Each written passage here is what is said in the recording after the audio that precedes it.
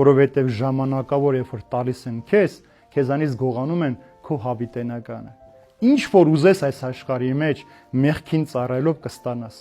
շատ փող կունենաս, հարուստ կլինես, հռչակ կունենաս, իշխանություն կունենաս, բայց հոգիդ հավիտենական ստրկության վիհում պիտի փակվի։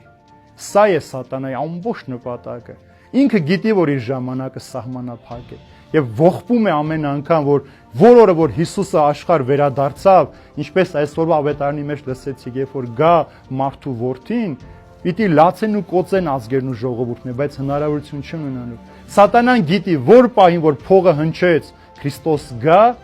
ինքը պիտի պարտվի, բայց ինչ է անում այդ ամբողջ գիտակցության մեջ, որ ինքը պիտի պարտվի, ոչ թե ապաշխարում է, այլ հակառակը մարդկանց քաշում է մեղքի մեջ, որովհետև ամեն պարտված, կորսված մարդու հոգու համար սուր է խրվում Աստծո սրտի մեջ։